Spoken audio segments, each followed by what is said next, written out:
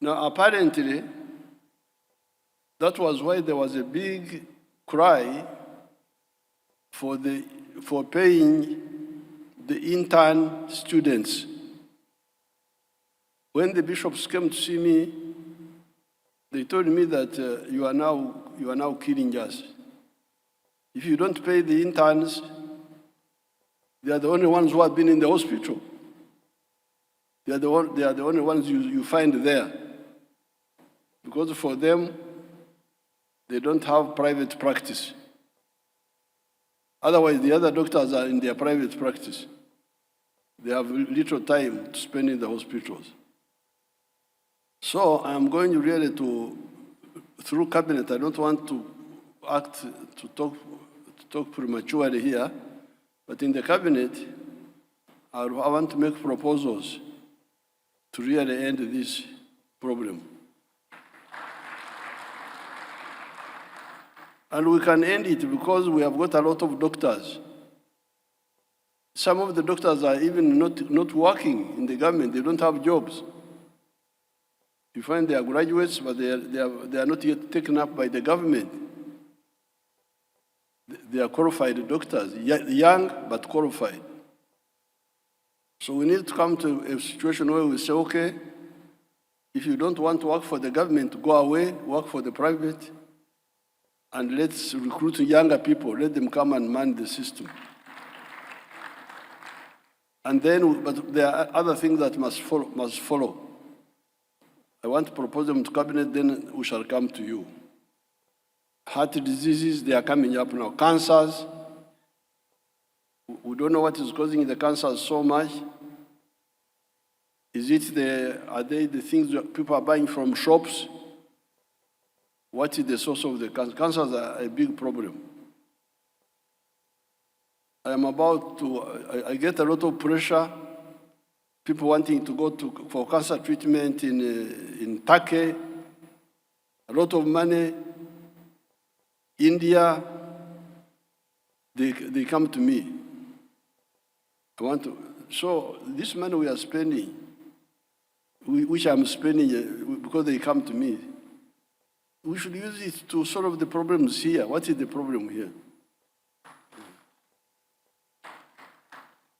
What is causing the cancer? Why are the cancers so much now? Are they from the foods? Are they from what? Many years ago, I came to know that fungus is the one which causes liver cancer. Fungus. Uruhumbo, I don't know what it's called in Uganda. Especially on some foods, like ground nuts, is the one which causes liver cancer. And from that time, many years ago, I banned shelled ground nuts in my place there. My people, they remove the cover of the ground nuts that day, pound, cook, finish. They don't allow it to slip over. Because that's where the problem is. If you remove you dehusk the ground nuts, then you leave them overnight, then the mold goes there. And worse still if you pound. So I told the doctors, I told all these doctors, you people, this one I have heard, that it causes aflatoxins. Those aflatoxins are the ones which cause liver cancer. But up to now, I have not had a campaign, people shouting, saying, you people, I hear that shelled groundnuts are sold in the markets. Even the pounded ones, the ones which have been pounded. So why should this be the case? If you know, why don't you talk about it? Why don't you? Ugandans listen. Whenever I talk about Ebola now, Ebola I control it by talking. Just talking. Stop shaking hands. That's why you wave at these people. That's how we controlled even corona. If there are these health hazards like that one, why can't we finish that one and say, don't again, but you must have to tell us what the problem is for all the doctors. Since because I was told by doctors, I didn't know it myself, I was told. But when they told me, I took it up. And in State House here, the groundnuts you eat are not the ones which have, they are dehusked that morning, pounded, cooked, finished. They don't. So, these preventive measures, why can't we use them? What is causing these cancers? The second problem I'm picking up is, of course, corruption. I'm glad some people are trying to do some little fight. Bargahara, is he here? And Namere, this Namere woman, they wanted to kill her in Masaka during the elections. Actually, there's a way they gang up, misinform people. They are like AIDS. You know, AIDS kills people by blocking the soldiers of the body. The soldiers of the body, who should be fighting the disease, are attacked and confused. That's how AIDS kills. So, these corrupt people, they first misinform, they take over the information channels. Diso, instead of talking about that, he is instead defending them. So in Masaka, the government structure, the Diso, the what, we are all hostile to the Namere group. But after the general elections, we had the general elections on the 15th of January, and a few days after, Namere invaded me at Roakstura with about 20 people, 20 young people. And these young people, they came and they said, you old man, we have come to say goodbye to you. They were all young people. We have come to say goodbye to you. You will no longer hear of any NRM in Masaka because your people are the ones causing the problem. So these were young people, and they were candidates. They had been candidates in those LC something.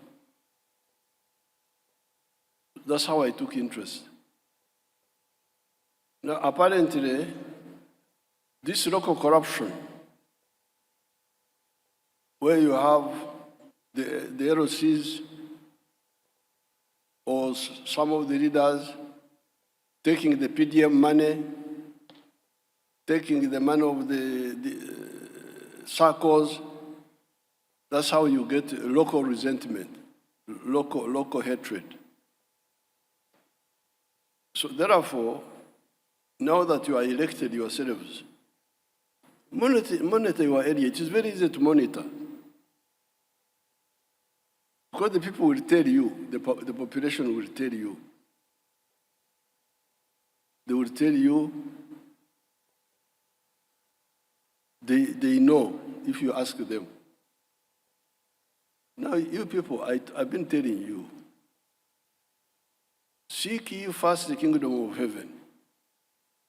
The rest will be added unto you. Musoke mnonye waka Katonda. Ebirala birongerwako. But that old man doesn't know what he's talking about. I've been telling you about irrigation.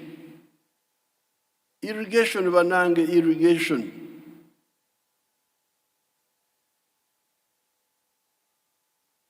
But people instead of concentrating on those programs, districts, new districts, cities, salaries, I don't know what. Now you see the problem we have in Karamoja now. Even Acholi, I hear in Agago area there, people have been suffering. Because instead of moving on those crucial programs of the railway, because I always tell you, please, apart from defense and security, the crucial priority is the railway, electricity, irrigation, some of the roads, not all the roads, but some of them, and others, the Maram ones, to be maintained as Maram, but maintained, but people don't listen. Districts, city, if you don't now, no vote, no city, no vote. So now, let the cities go and rescue our people in Karamoja now, and the districts, and the councillors, and the mayors. Because people are pushing for all this, somebody wants to be a mayor. Now, irrigation would go apart from the investment for the dams. Like in the case of Karamoja, we have been talking about making that Rupa, is it called Rupa? Rupa Dam. Rope, the one near Matheniko area. Yeah. Many years ago, the North Koreans estimated that we could have, I think, 30 billion liters of water there. They estimated. But it has never been funded. Whenever it comes, the city, district. Now, see the problem we are having now. We are lucky that we have some money to buy food from other parts of the country and take it to Karamoja. But this is a budget. Now we need to divert budget money to deal with that crisis. So therefore, this time, I want really you to be serious. To say the crucial programs first, defense and security, the railway, some of the roads, electricity, this health,